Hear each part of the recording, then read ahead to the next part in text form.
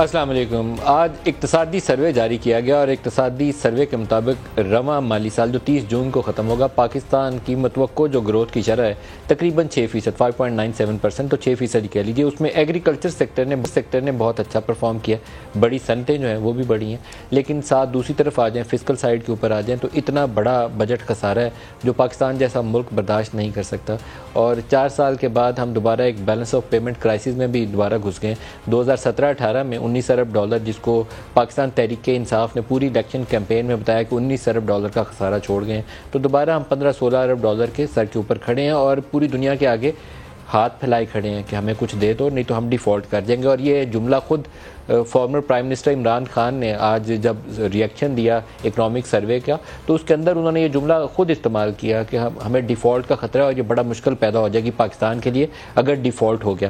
ان کے اندر ریئلائزیشن موجود ہے کہ یہ ڈیفالٹ کا خطرہ ہے پاکستان کو، اور کیوں ہے؟ کیونکہ پچھلے چند سالوں میں ہم نے اتنے بے تحاشا قرضے لیے ہیں، روپیہ اتنا تیزی سے نیچے گرا ہے کہ اس کو سروس کرنے کے لیے بھی ہمیں پیسہ چاہیے تھا۔ انٹرسٹ پیمنٹس کا بوجھ بہت بڑھ گیا کیونکہ 6-7% کی جو پالیسی ریٹ تھی وہ کچھ 14% کے قریب جا پہنچی ہوئی ہے، اور جو نئے پاکستان انویسٹمنٹ PI20 جو جاری کرتا ہے اسٹیٹ بینک آف پاکستان، وہ بینکس 15% پہ اس کے اندر پیسہ ڈال رہے ہیں، کہیں انہیں پیسہ ڈالنے کی ضرورت نہیں ہے، تو انٹرسٹ پیمنٹس کا برڈن جو تھا وہ 2 گنا سے زیادہ ہو چکا ہے۔ تو یہ ایک کرائسس لائک سچویشن ہے۔ ایک طرف آپ کو گروتھ ملی ہے اور اس کے سیورل فیکٹرز گنوا سکتے ہیں کہ آپ کی ایگریکلچر نے بہت اچھا پرفارم کیا ہے، بڑے شعبے کی صنعتیں اچھا پرفارم کی ہیں کیونکہ اس کے لیے گورنمنٹ نے کچھ پیکیجز دیے، مراد بھی دیں، تو ساتھ ہی ساتھ فسکل سائیڈ کے اوپر اور ڈیٹ والی سائیڈ کے اوپر کرائسس ہے۔ آپ کی مہنگائی بہت بڑھ گئی ہے کیونکہ روپیہ اتنا تیزی سے نیچے گرا ہے جس کو سنبھالنے کا نہ پہلی حکومت کے پاس کوئی گر تھا، تو نہ یہ جو حکومت آئی ہے جس نے ان کو گرایا تھا کہ یہ مہنگائی بڑھی ہے، مس مینجمنٹ کر رہے ہیں۔ 2 مہینوں میں ان کے پاس بھی کوئی ہنر ہمیں نظر نہیں آیا، بلکہ اندیشہ یہ ہے کہ IMF کی ایگریمنٹ ہمیں ریسٹور کرنی ہے، ادروائز واقعی جو عمران کہہ رہے ہیں کہ ڈیفالٹ کا خطرہ ہے وہ ہے ہمارے سر پہ۔ IMF کی ایگریمنٹ ریسٹوریشن کے بعد وہ خطرہ ٹل اس لیے جاتا ہے کہ پوری وہ فائنینسنگ گیپ جو ہے اس کو کور ہو جاتا ہے، کچھ دوست ممالک آ جاتے ہیں، کچھ آپ مارکیٹ سے اٹھاتے ہیں، کچھ IMF ورلڈ بینک سے آ جاتا ہے، تو آپ کی وہ فائنینسنگ گیپ کور ہو جاتی ہے۔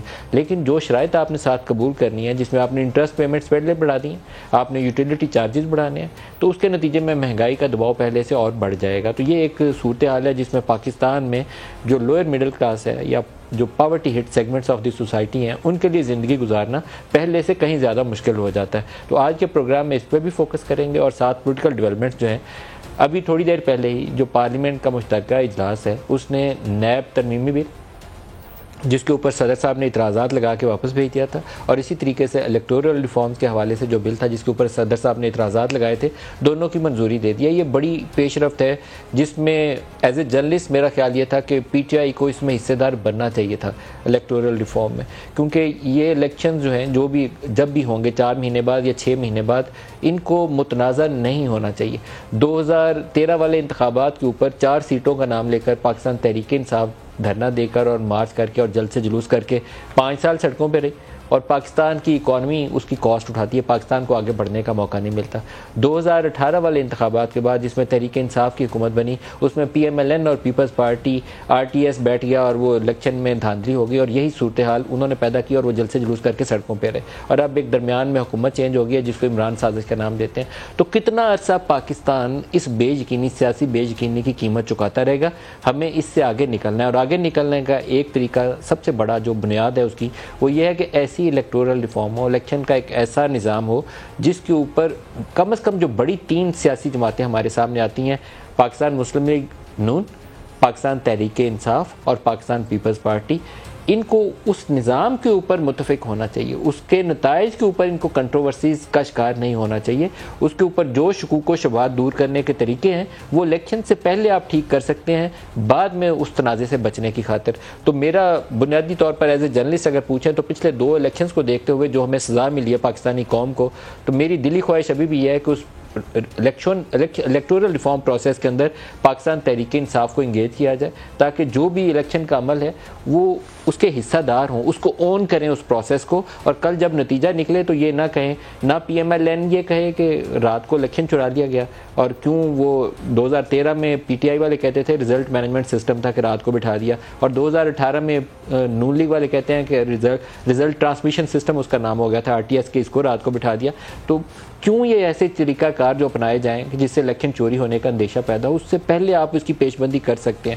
تو یہ ایک سوال ہے جو ابھی دلوں میں رہ جائے گا.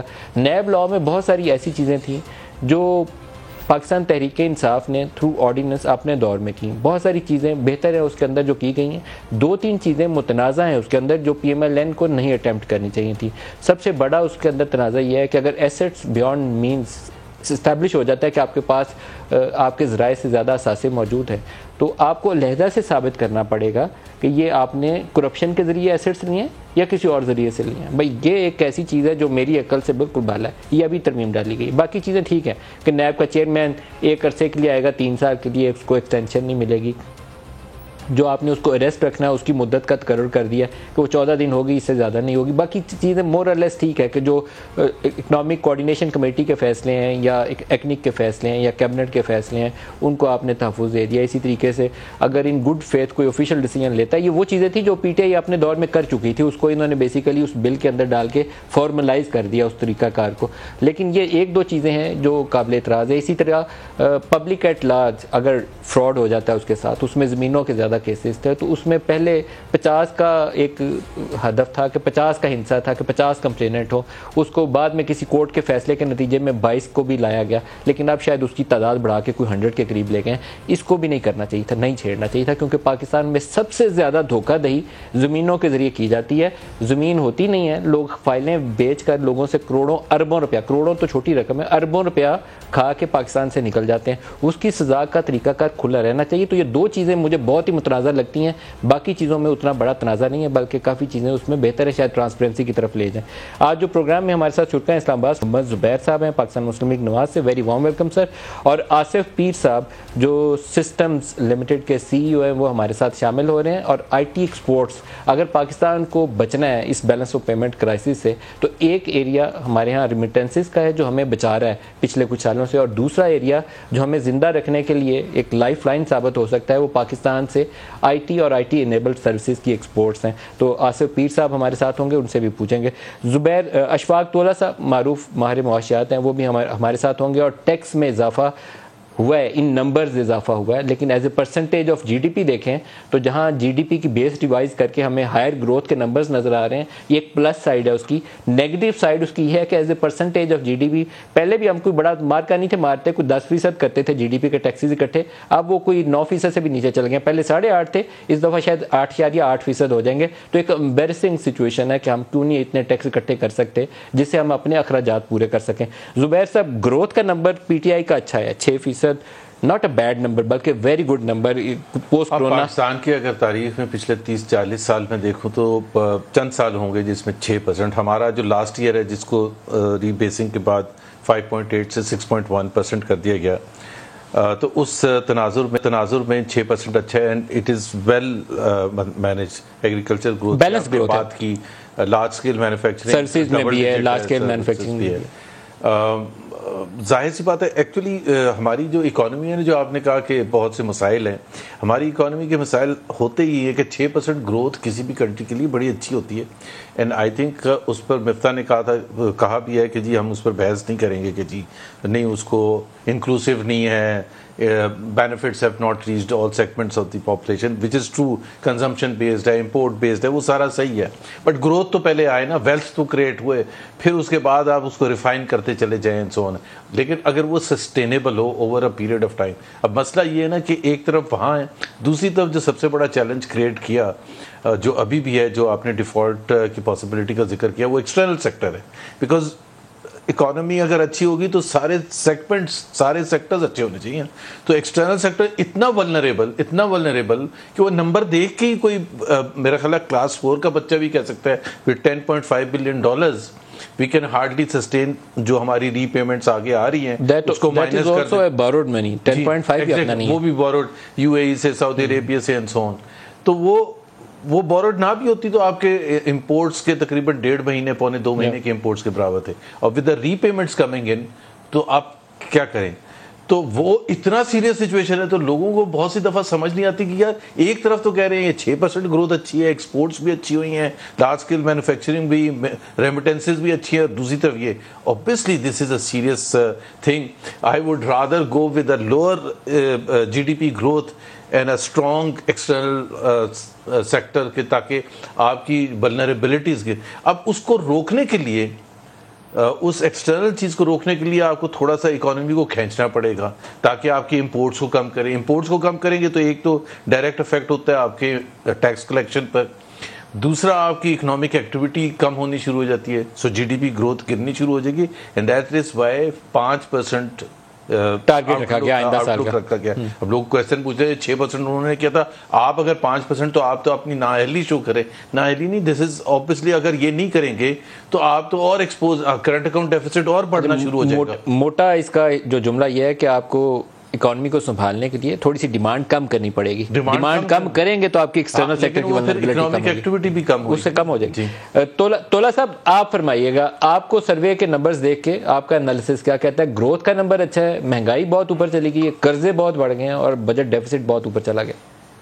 Thank you very much Nadeem صاحب. ایز یوزول ہم نے سب سے پہلے آپ کو ایک ڈاکومنٹ بھیج دیا کہ جس میں ہم نے ساری ری بیسنگ کو بھی ری بیس کر دیا تھا, اور جیسے میں نے آپ کو بتایا کہ لاسٹ ایئر اگر میں اس سال کا دیکھتا ہوں تو یہ ایکچولی 5.69 ہے, مگر اگر آپ اس سے پیچھے جائیں گے اور 5.53 دیکھتے ہیں اور اس سے پیچھے جاتے ہیں تو -0.37 یا 0.38 دیکھتے ہیں, تو اس کی جو ایک آپ کو اسٹرانگ ری بیسنگ مل گئی ہے, اور جس کی وجہ سے آپ کی بیس بہت لو چلی گئی تھی. اس سال جو آپ کو سب سے زیادہ بچایا, اور یہ بہت اچھا اقدام تھا, 4.4% جو آپ کی ایگریکلچر کی گروتھ تھی وہ بہت اچھی آئی ہے. اچھا, میری سرپرائز یہ ہو رہی ہے, زبیر بھائی سے میں اتفاق تو کروں گا مگر یہاں اتفاق نہیں کرتا کہ آپ ایگریکلچر کو 3.9 کے حساب سے آپ دے رہے ہیں گروتھ, جبکہ یہاں پر آپ کے پاس بہت اچھا چانس ہے اس وقت کہ اگر آپ تھوڑا سا میکنائزیشن کی طرف توجہ دیں, اور جس طریقے سے آپ نے مجھے ایک بات پہلے کہی کہ جی ایک لائف لائن کے طور پہ جیسے آصف پیر بیٹھے ہوئے ہمارے, ان کی ایک ایکسپورٹ کی کافی ہم اچھے نمبرز اٹریکٹ کر سکتے ہیں, تو میں آپ کو یہ تھوڑی سی سرپرائزنگ چیز بتاؤں گا for the consumption of your viewer and yourself as well, کہ ہم نے اپنا ایک انالیسس کیا ہے, جو ہم نے ایک ریسرچ کی ہماری ٹیم نے, کہ اس وقت ہماری جو ایگریکلچر پروڈکشن ہے وہ اتنی لو ہے کہ آپ سوچ نہیں سکتے. ہمارے پڑوس میں اگر میں آپ کو ویٹ کی مثال دوں تو 1.14 ملین ٹن پر ایکڑ ہماری ویٹ کی پروڈکشن ہے, جبکہ ہمارے پڑوس 4.4 کے حساب سے کر رہے ہیں, ورلڈ ایوریج ہے 4.64. تو اگر ہم صرف ڈبل بھی کرتے ہیں ندیم ملک صاحب, تو ہمارے پاس تو ایکسپورٹیبل سرپلس ہے ہر چیز کا. آپ کی سب سے بیسٹ جو ایگریکلچر پروڈکشن ہوئی ہے وہ میز کی ہوئی ہے, اور میز بھی ابھی آپ انٹرنیشنل سٹینڈرڈ سے اور پڑوس سے کافی نیچے ہیں. تو میں آپ کو صرف یہ بات کہوں گا, اور جیسے میں نے ابھی ایک پروگرام میں اور بھی کہا میں نے آپ کو, کہ آپ کی لائف سٹاک ہے, لائف سٹاک کے اندر اگر آپ دیکھیں گے تو آپ کی ایوریج جو کاؤ ہے وہ جو ملک دے رہی ہے وہ 13 لیٹر دے رہی ہے, انٹرنیشنل ایوریج ہے 53 اور بیسٹ ایوریج ہے 123. یہ ورلڈ بینک کی فگر ہے. ان کو میں اگر دیکھتا ہوں تو میں سمجھتا ہوں کہ ہم we are doing nothing for the mechanization اور ماڈرنائزیشن آف ایگریکلچر. دوسری طرف اگر میں آتا ہوں, یہ جو ہم کرائسس لے کے بیٹھے ہوئے کرنٹ اکاؤنٹ ڈیفیسٹ کا یا BOP کا, ہمیں بڑا ناز ہے, ہمیں بڑے فخر سے کہتے ہیں ہم لوگ کہ جی ہمارے $30 ارب کا ریمیٹنس آیا ہے. آپ کو میں یہ بات باور کرانا چاہتا ہوں کہ ہماری ایک بہت بڑی فورس میرا خیال ہے دنیا میں موجود ہے, اور آپ اگر دیکھیں گے تو ہمارا اس ریجن کے اندر لویسٹ انڈیکس ہے جو ریمیٹنس پر نان ریزیڈنٹ پاکستانی کا پاکستان میں آتا ہے, اور وہ انڈیکس اتنا میرا خیال ہے شرمناک ہے کہ میں سمجھتا ہوں اگر میں اس کو کمپیئر کرتا ہوں انڈیا سے یا بنگلہ دیش سے یا شری لنکا سے, تو مجھے یہ محسوس ہوتا ہے کہ شاید ہمارے یہاں پر یا تو جو افلوئنٹ کلاس ہے they don't bother to send money to Pakistan, اور ہمارا جو باہر جو ہمارے جو ایمبیسیز ہیں یا ہائی کمشنرز ہیں they are not working properly on it. یا تیسری سب سے بڑی بات یہ ہے کہ بہت بڑا ہنڈی حوالے کا دو کاروبار ہے. ایریاز جو آپ نے اپنی رپورٹ میں آئیڈینٹیفائی کیے ہیں وہ بڑے امپورٹنٹ ایریاز ہیں. ایک تو انہوں نے ییلڈ پر ایکڑ کے اوپر کام کیا ہے کہ پاکستان اور بھارت سے ہی موازنہ کر لیں تو 1 سے 4 کی ریشو بنتی ہے, اور دوسرا انالیسز اس سے بھی زیادہ اچھا ہے جو مفتاح کے لیے میرے خیال میں فوری طور پر ایک امتحان ہو سکتا ہے کہ جو اوورسیز پاکستانی ورکرز ریمیٹنسز بھجواتے ہیں وہ پاکستان کی اس خطے میں لویسٹ ہیں, جن کو آسانی سے آپ 30 کو 35-40 تک لے جا سکتے ہیں اگر آپ ان کو بینکنگ چینل سے, فارمل چینل سے لانے کے لیے آسانیاں دے دیں, انسینٹیوائز کر دیں, ان لوگوں کو مائل کریں کہ آپ کو بینکنگ چینل سے پیسہ بھیجیں تو بڑھ سکتی ہیں. آصف پیر صاحب کی طرف بھی آؤں گا. آصف پیر صاحب, جو آپ کا ایریا ہے میرے خیال میں فیوچر اس کے اندر ہے پاکستان کا, اگر 8-10 ارب ڈالر ہمیں آپ کما کر دے دیں تو ہمارا یہ جو بیلنس آف پیمنٹ کا کرائسس کا مسئلہ ہے کم از کم آئندہ 5-10 سالوں میں آپ آئی ٹی ایکسپورٹ سے ہمیں کما کے دے سکتے ہیں. کیا کیا کرنے کی ضرورت ہے اور کیا پوٹینشیل ہے؟ السلام علیکم ندیم صاحب, شکریہ مجھے دعوت دینے کا شو میں. پوٹینشیل کی جو آپ نے بات کی اور اپرچونیٹیز کی بات کی وہ تو بلا شبہ آئی ٹی سیکٹر میں بہت زیادہ ہیں, اور اسکیلنگ میں بہت آپٹیمسٹ ہوں کہ یہ نمبرز اچیو ہو سکتے ہیں. لیکن اس کے لیے جس طرح آپ نے کہا اس کے لیے ہمیں ڈیفینیٹلی کچھ کام کرنا پڑے گا, اور صرف بولنے سے نمبرز ظاہر نہیں اچیو ہوتے. اس وقت اگر ہمارا اس سال ہم جو جون میں کلوز کریں گے آئی ٹی انڈسٹری کا جو اسٹیٹ بینک کا نمبر ہے وہ 2.7 ملین ہے. اب اس کو 2.7 ملین ڈالر کو لے کے جانا ہے ہم نے 5 سالوں میں, تو اس کا پلان بنانا پڑے گا ہمیں, اور اس کے اندر 2.7 بلین ڈالر 2.7 ارب ڈالر ہے. جی 2.7 بلین ڈالر جو جون تک اپروکسیمیٹلی جو اندازہ ہے کہ یہ اس سال ہم 2.7 بلین ڈالر پہ کلوز کریں گے. اب یہ نمبر تو ہو گیا, اور یہ ہماری آرگینک گروتھ جس کو ہم کہتے ہیں جو کہ آئی ٹی انڈسٹری خود گرو کری ہے 30%, 40%, پچھلے سال 47% ہوئی تھی, اس سال تقریباً 30-35% کے قریب یہ اس دفعہ بھی گروتھ ہوگی پچھلے سال سے. لیکن اب ہم بہت چھوٹا نمبر ہے یہ, اس میں آپ کی بالکل صحیح ہے کہ ہمارا بہت چھوٹا نمبر ہے, اور اس کو اگر ہم مطلب آئی ٹی انڈسٹری نے بھی کام کرنا ہے اور گورنمنٹ نے بھی کام کرنا ہے, اور آئی تھنک بیوروکریسی نے بھی جو کام کرنے ہیں وہ میں آپ کو اس کو 2-3 چیزیں بتاتا ہوں جو کہ کی ہیں ایکسپورٹ بڑھانے کے لیے. آپ جس طرح اشفاق صاحب نے بھی کہا جتنی بھی آپ کی ایکسپورٹ انڈسٹریز ہیں وہ سارا ایکسپورٹ ایسے نہیں کرتی, 100% ایکسپورٹ نہیں ہوتا, وہ امپورٹ کرتی ہیں raw materials and also machineries and every thing. ہماری انڈسٹری 95% از نیٹ ایکسپورٹ, رائٹ. 5% آپ لیپ ٹاپ کا, سرورز کا کچھ خرچہ لگا لیں جو ہم باہر سے امپورٹ کرتے ہیں. تو اب ہمیں گرو کرنے کے لیے کیا چاہیے, ہم کوئی چیز مشینری تو نہیں منگا سکتے, ہمیں اپنا ہیومن کیپٹل باہر ملکوں میں بھیجنا ہے, ہمیں اپنا آفیسز باہر ملکوں میں کھولنے ہیں, ہمیں اپنی کمپنیز جو بڑی کمپنیز ہیں ان کو چھوٹی کمپنیوں کو وہاں باہر ایکویزیشن کرنی ہے, جس کو ان کو اکوائر مرجر اینڈ ایکویزیشن کی ایکٹیویٹی کرنی ہے. ہم کمپنیز جب اکوائر کریں گے پھر ان کا کام جو وہاں پر وہ لوگ آن شور کرتے ہیں ان کو ہم پاکستان لے کے آئیں گے, آف شور کریں گے. تو اس کے لیے اسٹیٹ بینک سے جب ہماری بات چیت ہو رہی ہے کہ اس کو ہمیں فارن ایکسچینج کو اگر ریگولر آپ آئی ٹی انڈسٹری اور دوسری انڈسٹری کو ایک ہی بکٹ میں ڈالیں گے تو یہ گروتھ ناممکن ہے, it's impossible. So I must say that کہ جس طرح اسٹیٹ بینک نے لاسٹ 2 ایئرز میں بہت اچھے اسٹیپس لیے ہیں. اگر آپ نے دیکھا ہوگا کہ اسٹارٹ اپ میں اگر گروتھ ہوئی ہے 600 ملین ڈالر آئے تو ایسے ہی نہیں آئے. انہوں نے ایک کام کیا کہ کمپنیز کی مررنگ الاؤ کی کہ باہر ملکوں میں آپ ایک دوسری کمپنی کھول سکتے ہیں تو فارنرز وہاں پر پیسے ڈالیں اور ادھر آ سکے, تو اسٹارٹ اپ میں گروتھ آ گئی. تو انٹرونشن سے کام ہوا, ان کی بہت اچھا اسٹیپ تھا. انہوں نے ایک اور کام کیا اسٹیٹ بینک نے کہ ہم جیسی کمپنیوں کو ایکسپورٹرز کو 10% فار لاسٹ 3 ایئرز ایوریج الاؤ کیا کہ ہم یہ پیسے باہر ملک میں لے جا سکیں وداؤٹ اسٹیٹ بینک اپروول. اس سے میں اپنی ذاتی اگزامپل دے سکتا ہوں, سسٹمز کو بہت فائدہ ہوا.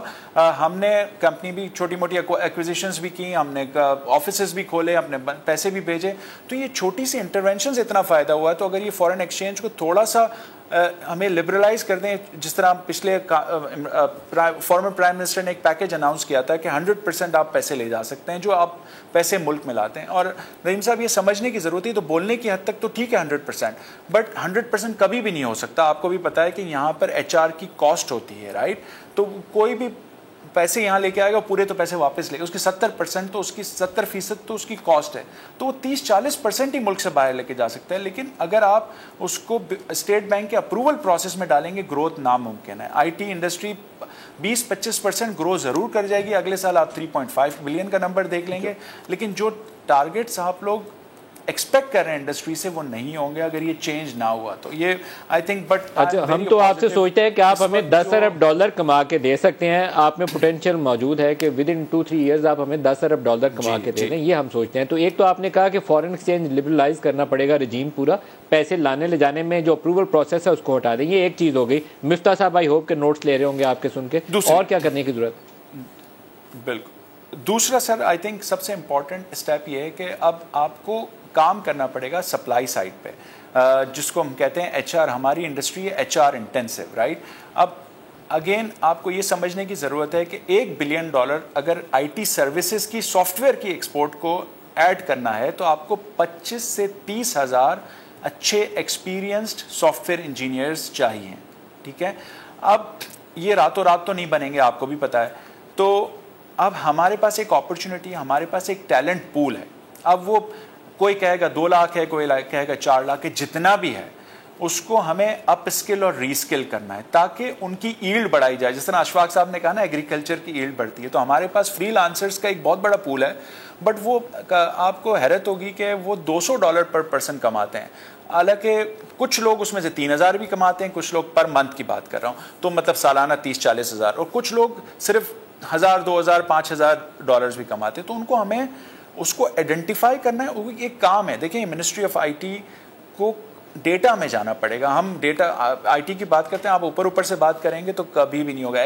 Proof is in the execution کرنی ہے تو وہ پہلے بندے آئیڈینٹیفائی کرنے پڑیں گے, ان کو اپ اسکل کرنا پڑے گا. اگر آپ ان کو $200 سے $300 یا $400 پہ لے جاتے ہیں تو آپ سوچیں کہ آپ کی ایکسپورٹ ڈبل ہو جاتی ہے. اور یہ نمبر بہت چھوٹا میں بتا رہا ہوں, اس سے بہت زیادہ ہو سکتا ہے, کیونکہ ایک بندہ آپ کو اگر اچھا ڈیولپر ہے تو وہ $20,000 سے $30,000 پر ایئر کما سکتا ہے, لیکن وہ بغیر کام کرے آئیڈینٹیفیکیشن کے نہیں ہوگا. ایک تو یہ ہو گیا.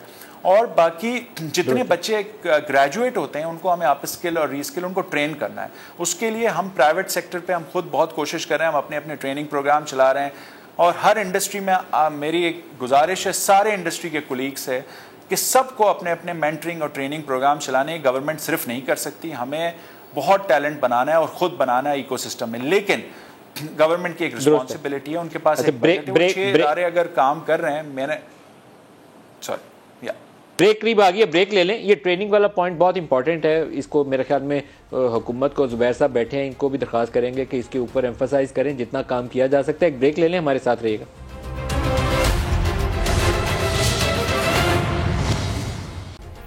پروگرام میں دوبارہ خوش آمدید کہتے ہیں. مہنگائی کے اوپر ایک بڑا بیانیہ تھا جو نون لیگ لے کر نکلتی تھی کہ مہنگائی مہنگائی مہنگائی, شور مچایا ہوتا تھا, اور مہنگائی اب اور پہلے سے بڑھ چکی ہے اور بڑھے گی ابھی, اور اس کے ریزنز ہیں. اگر آئی ایم ایف کا ہم نے متبادل نہ اگلے سال 1.5 سال میں ڈھونڈا تو ہم یہ جس گروو میں پھنسے ہوئے ہیں نا پچھلے 70 سالوں سے, اس سے باہر نکلنے کوئی راستہ نہیں ہے. ڈی ویلیو کرتے جاؤ, انٹرسٹ ریٹ بڑھاتے جاؤ, بیڑا گرک ہو گیا پورے پاکستان کی اکانومی کا, لیکن ہمارے پاس متبادل نہیں آیا. عمران خان نے اس کے اوپر آج بیان دیا ہے مہنگائی کے اوپر, سناتا ہوں آپ کو. سب سے پہلے تو ان کو مہنگائی کم کرنی چاہیے تھی. انہوں نے آتے ساتھ ہی پچھلے 10 دنوں میں 60 روپے لیٹر پٹرول کی قیمت بڑھائی اور 60 روپے لیٹر ڈیزل کی قیمت بڑھائی. 45% انہوں نے گیس کی قیمت بڑھا دی. بجلی کی قیمت 10 روپے یونٹ اوپر بڑھا دیا انہوں نے. ابھی جو لوگوں کو پتا چلے گا کہ مہنگائی ہوتی کیا ہے.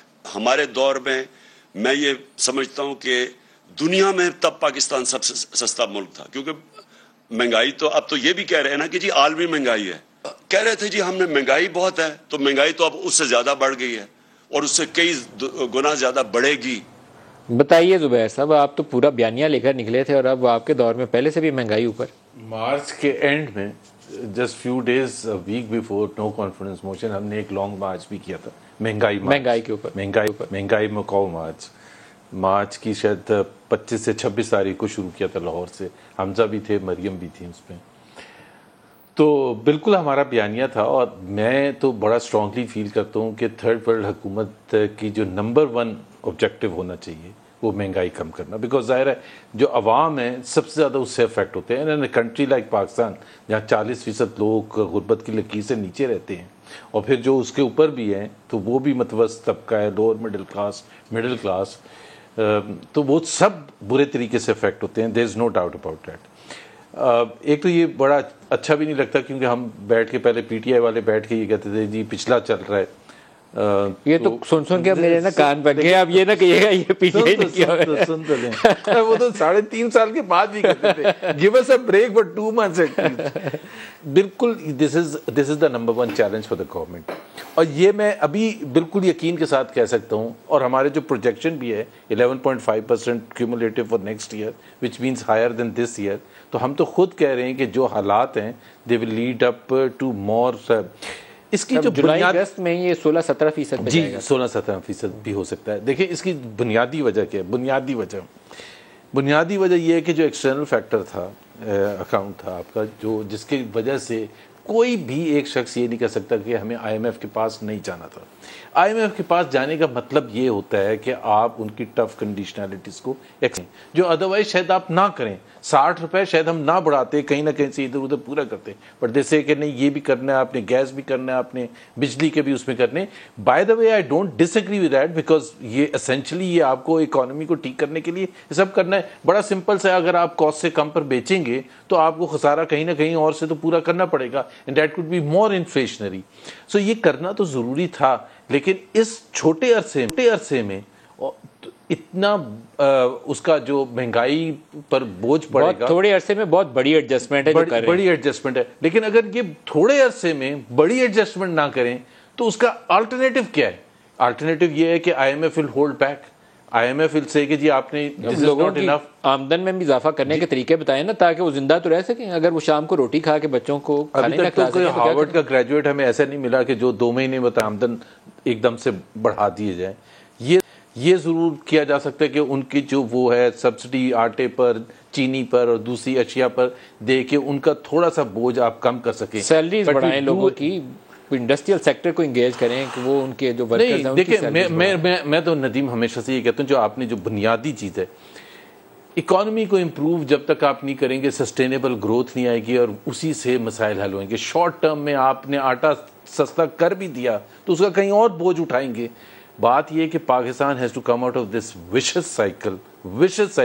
اور یہ میں صرف اس لیے کہہ رہا ہوں کہ آئی تھنک اس میں کوئی پی ایم ایل این یا پی ٹی آئی یا پی وی پی کی 2002 پیچھے نہیں جا رہا 90s میں. 2002 میں کیو لیگ آئی, آئی ایم ایف کے پاس گئی. 2008 میں پی وی پی آئی ایم ایف کے پاس امیڈیٹلی. 2013 میں پی ایم ایل این, 2018 میں پی ٹی آئی, 2022 میں پی ایم ایل این. تو there is a serious problem. IMF is supposed to be a one-time prescription during which time you fix your economy. But somehow or the other, we are not addressing, we are chasing macroeconomic indicators. وہ جو fundamentals جب تک نہیں fix کریں گے یہ vicious cycle چلتا رہے گا. تولا صاحب 2 ایشوز ہیں, ایک تو ڈیویلویشن آف روپی اور ایک یہ 14-15% والا پالیسی ریٹ. یہ آپ کو ڈبو دے گا, آپ کو باہر نہیں نکلنے دے گا. گراتے جائیں روپیہ, ایکسپورٹس آپ کے اوپر جا نہیں رہی, ویلیو ٹرمز آپ کی تھوڑی بہت اوپر گئی ہیں. باقی آپ کریں گے کیا؟ پہلے تو اس کا روپے کا حال بتائیے, کہیں بریک لگائے گا یہ ہمارے ساتھ, یہ کیا کرے گا؟ ندیم بھائی, جو یہ آپ دونوں باتیں کر رہے ہیں, میری آپ اگر پچھلے 4-5 سالوں کی اگر آپ اٹھا کے دیکھ لیں, اور بلکہ میں جب مفتاح اسماعیل صاحب پہلے بھی تھے تو آئی کیپ کے فنکشن میں آئے تھے, اس وقت بھی میں نے ان کو کہا تھا کہ دس از ڈیزاسٹر, کہ اگر آپ ڈی ویلیو کرتے ہیں آپ کی ریسیپی, بیکاز آپ کی انڈاکومنٹڈ یا پیرلل اکانومی بہت بڑی ہے. اس وقت پوری دنیا نیگیٹو انٹرسٹ ریٹ پہ کام کر رہی ہے, ایون ٹرکی 59% پہ کام کر رہے ہیں نیگیٹو پہ. ہر مہینے میں یہ فگر اپنی پبلش کرتا ہوں, آج بھی ہماری رپورٹ میں یہ چھپی ہوئی ہے. آپ واحد کنٹری ہیں دنیا کی اس وقت جو آپ پار پہ چل رہے ہیں. آپ کی جو انٹرسٹ ریٹ, آپ کا جو انفلیشن ہے 13.76 ہے, اور آپ کا انٹرسٹ ریٹ یا پالیسی ریٹ 13.75 ہے. تو آپ تو حاتم طائی بنے ہوئے ہیں آئی ایم ایف کی ریسیپی پہ. آپ کو تو کم از کم اگر 4% انٹرسٹ ریٹ کم کرتے ہیں تو 1000 سے اوپر ارب کا آپ کا فسکل ڈیفیسٹ کم ہو رہا ہے, جو کہ ادروائز آپ کہیں اور یوٹیلائز کر سکتے ہیں انڈائریکٹ سبسڈیز کے اندر. دوسری طرف یہ جو پیرٹی آپ کا جو آپ نے بالکل ہی ہتھیار پھینک دیا آپ نے, وہ آپ کو اتنا نہیں جلدی سے پھینکنے چاہیے تھے, کیونکہ یہ پیرٹی اس وقت جو چل رہی ہے, میں آپ کو دعوے کے ساتھ کہہ سکتا ہوں کہ یہ اسپیکولیشن کی وجہ سے چل رہی ہے, یا کچھ ہولڈ بیکس ہیں ایکسپورٹرز کے کہ جن کی وجہ سے یہ چل رہی ہے. ادروائز میں آپ کو کلیئر بات کہتا ہوں کہ یہ پیرٹی 175-180 سے اوپر نہیں ہو سکتی. ان دونوں فیکٹرز کو میں لیتا ہوں, اور اگر اسٹیٹ بینک کی رپورٹ بھی دیکھتا ہوں, ہماری ریسرچ بھی یہی کہتی ہے کہ 10 روپے پہ 1.5% کی آپ کی انفلیشن ایڈ ہوتی ہے. اگر ان دونوں کو فیکٹرز کو میں لیتا ہوں تو 3% آپ کی کم از کم انفلیشن میں کمی آتی ہے, اور اگر 3% کم آتی ہے تو آپ کا آٹومیٹکلی انٹرسٹ ریٹ 10% پہ آ جاتا ہے, اور اس 10% پہ آنے کے بعد آپ کم از کم 800 سے 900 بلین روپیز کا فسکل ڈیفیسٹ کم کر سکتے ہیں. تو یہ بڑا سیریس تھاٹ ہے, and you need to make them understand. یہ ایسا ضروری نہیں ہے کہ اسٹیٹ بینک آپ کو یا IMF اگر کچھ کہتا ہے تو آپ منو تسلیم کر لیں. جہاں تک آصف صاحب نے بات کی, لیکن اس کے اوپر ہماری کوئی برین سٹارمنگ انٹرنلی بھی ہونی چاہیے. آصف پیر صاحب سے بھی اس پہ رائے لیتے ہیں. میں ایک چیز صرف یہ کہہ دوں کلیریفائی کرنے کے لیے from a political stand point. دیکھیں یہ ساری چیزیں جو ہے نا یہ لانگ ٹرم ڈبیٹ ہے اور اس کی لانگ ٹرم ایفرٹس ہیں. شارٹ ٹرم میں اگر آپ ایکسپیکٹ کر رہے ہیں کہ ایک سال میں PMLN کی حکومت کوئی ایسے چھری چاقو چلا دے گی اور سب کے لیے آسانیاں ہوں گی, that's not going to happen. لیکن ایکسچینج ریٹ سب ہمیں کوئی راستہ ڈھونڈنا پڑے گا, کیونکہ یہ جو ہم نے مارکیٹ ڈیٹرمنڈ ایکسچینج ریٹ بنایا ہے یہ روپیہ گرتا جا رہا ہے. مارکیٹ سائز ہمارا چھوٹا ہے, امپورٹ ڈپینڈنسی ہماری بہت زیادہ ہے, اور روپیہ اس کرائسس سے باہر نکلا ہی نہیں. 104 سے 200 پہ ہم چلے گئے ہیں, برآمدات میں $5 ارب اضافی ملے ہیں. آصف پیر صاحب. سر میں یہ تھوڑی سی زبیر صاحب نے ایک بات کی کہ ایک فوکس بہت ضروری ہے. ہر گورنمنٹ آئی تھنک ہوتا یہ ہے کہ جب باہر کا آپ کا فورن انویسٹرز ہے جو آپ کو کیا دیکھتا ہے سر, وہ کہ کنسسٹنسی ان دا پالیسی. آپ کو ایک بات یاد ہوگی کہ میں نے پہلے بھی آپ کے پروگرام میں کہا تھا کہ IT کے انڈسٹری میں ٹیکس ایگزمپشن تھا 2025 تک. ایک چھوٹی سی بات ہے, وہ پالیسی چینج ہو گئی, رائٹ.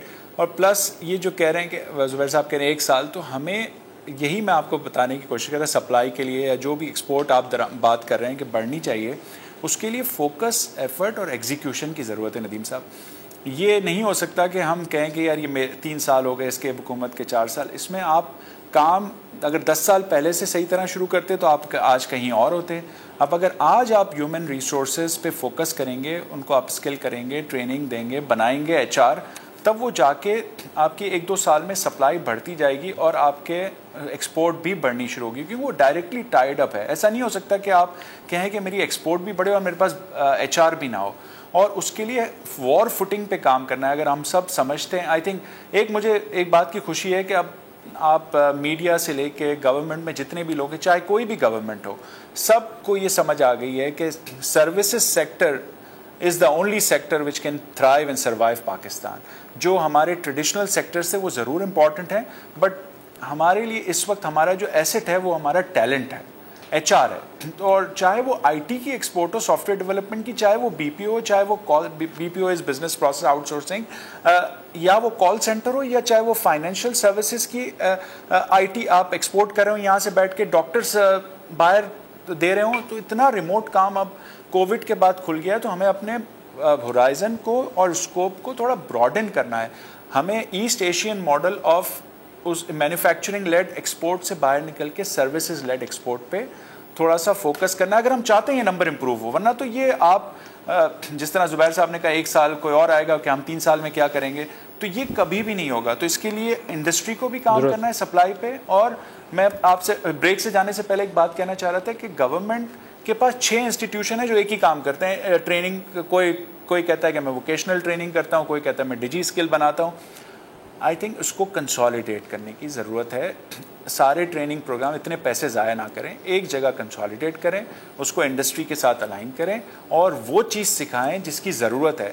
یہ ہائپ میں مت جائیں کہ صرف ہمیں AI کے ہم نے 1 لاکھ بندے بنا دیے تو ہمارے پاس ایکسپورٹ آئے گی. ایسا نہیں ہوتا. AI کے انجینئر جیسے راتوں رات نہیں بنتے. ہمیں فوکس کرنا ہے بیسک اسکل سیٹ پہ. جیسے میں نے کہا نا کہ فری لانسر بالکل صحیح $500 کماتے, کوآرڈینیٹڈ اپروچ اپنانی پڑے گی, کوآرڈینیٹڈ اپروچ بنانی پڑے گی انڈسٹری کے ساتھ مل کے. محمد سہیل صاحب ہمیں جوائن کر سیکورٹی سے. محمد سہیل صاحب, جو بیلنس آف پیمنٹ ڈیفیسٹ ہے وہ 2017-18 میں اس نے ہمیں بہت مارا تھا, اور اس کے بعد سے روپیہ گرتا جا رہا ہے. ابھی اس سال کی کیا توقعات ہیں آپ کی؟ تقریباً اتنا ہی ہوگا, $16-17 بلین ندیم بھائی. تو 16-17 ارب ڈالر کا اگر دوبارہ ڈیفیسٹ ہوتا ہے, ریزروز ہمارے پاس پڑے نہیں ہیں, IMF سے ہم بیل آؤٹ مانگ رہے ہیں, روپیہ آپ کا 200 کے دائیں بائیں گھوم رہا ہے, تو پھر آپ کو آؤٹ لک کیا نظر آتی ہے نیکسٹ ایئر کے لیے؟ لیکن پاکستان کی قسمت آئی تھنک آج کی تاریخ میں 2 چیزوں پہ منحصر ہے, معیشت کی IMF کی فنڈنگ پر, اور دوسرا گلوبل کموڈیٹی پرائز پر. تو آئی تھنک حکومت جو بھی چلا لے یہ دو چیزیں اگر پاکستان کے فیور میں آ گئی تو پاکستان کی معیشت صحیح ہو جائے گی. اگر یہ دونوں چیزیں پاکستان کے فیور میں نہیں آئیں تو کوئی بھی حکومت چلا لے آئی تھنک پاکستان کرائسس میں جائے گا. مگر بظاہر لگ یہ رہا ہے کہ جو سخت اقدامات لیے جا رہے ہیں تو جو پہلا اقدام ہے IMF والا وہ تو شاید ہو جائے, مگر دوسرا ہے گلوبل کموڈٹی پرائز کا جو تیل کی قیمت آج $125 ہے. اگر یہ نیچے آ جاتی ہے تو اچھی بات ہے, اگر یہ نہیں آتی تو پھر جو ہے یہ تکلیف بہت جلد ختم ہونے والی نہیں ہے. جب سہیل صاحب ایک آپ سے سوال ہے, کیونکہ آپ تو اپنی اوپینین دیں گے آپ کی پولیٹیکل افیلیشن کو سائڈ پہ رکھ کے, $120-25 پہ اگر تیل گھوم رہا ہو اور 30 روپے ہم 2 دفعہ گھما کے 60 روپے لوگوں کو اضافہ دے چکے ہوں, تو اگر 125 پہ رہا تو اس کا مطلب ہے کہ ہمیں 10-15 روپے کی مزید ایڈجسٹمنٹ کرنی پڑے گی. اگر روپیہ 200 پہ ہی رہتا ہے, اگر روپیہ آپ کا 180-85 پہ ہو جائے پھر کاسٹ کور ہو جاتی ہے, تو پھر کیا کرنا چاہیے؟ روپے کو 180 پہ لائیں یا 30 روپے اور قیمت اضافہ کریں؟ روپے کو آپ نہیں لا سکتے نا, آپ یہ تھوڑی کہہ سکتے ہیں کہ اسٹاک مارکیٹ کو میں اوپر لے جاؤں گا یا روپے کو نیچے لے آؤں گا یا پراپرٹی پرائز کو اوپر لے جاؤں گا. وہ تو مارکیٹ فورسز پر ہے, تو وہ آئی تھنک وہ تو مارکیٹ ہی ڈٹرمائن کرے گی. اور اگر پیسے آئیں گے تو ہو سکتا ہے وہ 190, اگر پیسے نہیں آئیں گے تو وہ 210 ہو جائے. تو میرے خیال میں جو حکومت کر سکتی ہے وہی کرے. حکومت کرنسی اوپر نیچے نہیں کر سکتی, وہ اس کا کام بھی نہیں ہے. حکومت پرائز کو آئل کی بڑھا سکتی ہے اور اگر گرے تو گرا سکتی ہے, اور وہی کرنا چاہیے اس کو. اور ہم نے دیکھا ہے بہت ساری اکانومیز میں جو آرٹیفیشلی کرنسی کو مینیج کرتے ہیں اس کا کیا حال ہوا ہے. بنگلہ دیش کی ہم تعریف کرتے رہتے ہیں, بنگلہ دیش نے $10 بلین ڈال دیے مارکیٹ میں, اس کے باوجود اس کو 7% ڈی ویلیو پرسوں کرنا پڑ گیا ہے. ایک لاسٹ کوشچن آپ سے پوچھ لوں, ان ٹیکس کا بھی ٹارگیٹ ہم نے کافی بڑا رکھنا ہے, تو کچھ تو آپ کو وہ, کیونکہ ہائپر انفلیشن میں آپ چل رہے ہیں تو آپ کو کچھ گروتھ مل جائے گی GDP کے ساتھ ملا کے وہ نامینل ٹرم میں, لیکن جو 300-400 آپ کو اضافی لینا ہے اس کے لیے کون سے ایریاز کو ٹارگیٹ کرنا چاہیے کہ بالکل ایک آدمی کو, عام آدمی کو ہم نچوڑ کے بھی نہ رکھ دیں اور کچھ تھوڑے بہت ٹیکس کے نمبرز بھی اضافی مل جائے, تو کیا فوکس ہونا چاہیے, کہاں سے اضافی ٹیکس ٹارگیٹ کرنے چاہیے؟ 3 ایریاز ہیں. ایک تو بہت سی جگہ پہ کنسیشن دی جا رہی ہے یا GST کم دیا جا رہا ہے, اس کو ختم کیا جائے, کیونکہ پرائز ڈسٹورشن جو ہوتا ہے وہ بری چیز ہوتی ہے. اور ہم نے دیکھ لیا پیٹرول میں, ڈیزل میں کیا ہوا, پچھلی 2 حکومتوں نے ڈیلے کیا اس کا نتیجہ. دوسرا جو ہے بہت سارے ایریاز جہاں پہ ٹیکس لاسز ہو رہے ہیں. آج کی تاریخ میں ٹائر, آئل, ٹوبیکو, یہاں سارا جو ہے فاٹا سے مال آتا ہے یا ایران افغانستان سے آتا ہے, جس میں ہمارا کوئی 200-300 بلین کا لاس ہے. اور تیسرا یہ کہ وہ سیکٹر جو بہت بڑے ہو گئے ہیں جن پہ ٹیکس کم ہے, جیسے پراپرٹی ہے اور ریئل اسٹیٹ ہے, ان کو کریں تو میرے سامنے سیکٹر سے ملا کے 300-400 بلین کے, مجھے تو لگتا ہے ڈبل آپ کلیکٹ کر سکتے ہیں. یہ ریئل اسٹیٹ اور ٹوبیکو واقعتاً بہت سم تھنگ جو میرے اپنے دل کے بہت قریب ہے کہ یہاں ٹیکسیشن ہونی چاہیے. یہاں بہت بلیک منی گئی ہے ریئل اسٹیٹ میں بھی اور ٹوبیکو کے اندر بھی یہی کام ہے. پوٹینشیل ہے ریئل اسٹیٹ میں؟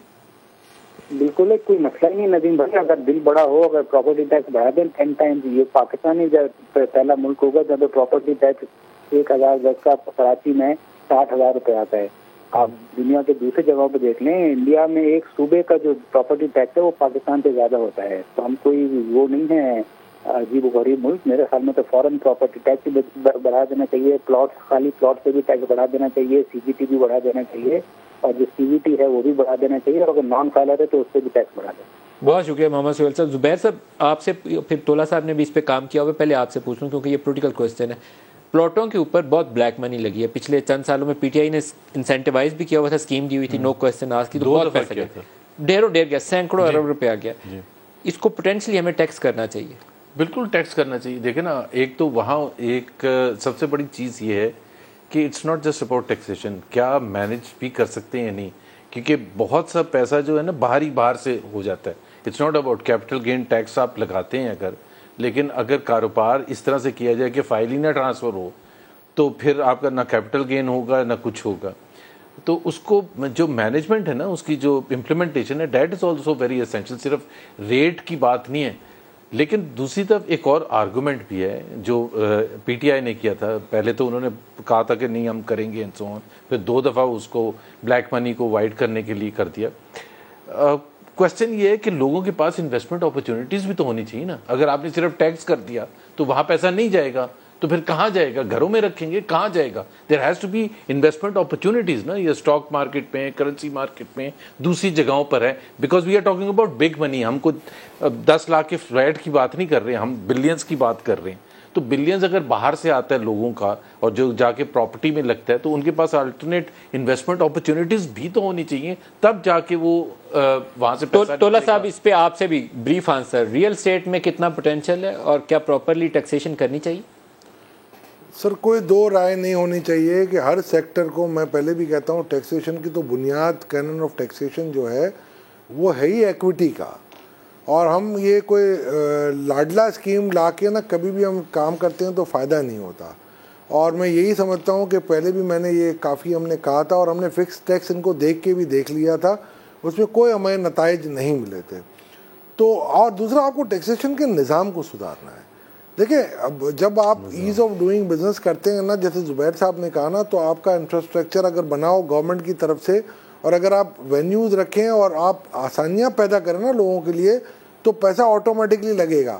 بیکاز کہ اگر آپ مجھے آلٹرنیٹ دے دیں گے کہ یار پراپرٹی میں کماؤں گا, مجھے ٹیکس بھی نہیں لگے گا, تو مجھے انڈسٹری لگانے کی ضرورت کیا ہے؟ تو میں ظاہری بات ہے پراپرٹی میں جاؤں گا. اگر مجھے گولڈ لے کے لاکر میں رکھ لوں گا, یا اگر آپ مجھے پتہ چلے گا کہ ڈالر میں کل سٹا ہو رہا ہے تو میں ڈالر لے کے رکھ لوں گا, اسٹاک مارکیٹ میں بلش آ جائے گی تو میں وہاں لے کے رکھ لوں گا. But you see the issue is that کہ آپ کو اس کو پہلے ٹیکس ریفارمس کی ہم نے رپورٹ بنائی ہے 2016 میں, اور میں اس کا ون آف دا کو آتھر ہوں, سب کو پتہ ہے. ہم تو کہہ کے تھک گئے دونوں گورنمنٹس کو, ابھی بھی کہہ رہا ہوں میں کہ آپ اس کو امپلیمنٹ کروائیں, کیوں نہیں کروائیں؟ ٹائم ختم ہو گیا. اشفاق کا بھی, محمد زبیر صاحب آپ کا, اور آصف پیر صاحب آپ سب کا بہت شکریہ. آج کے لیے اتنا ہی اجازت دیجیے. اللہ حافظ.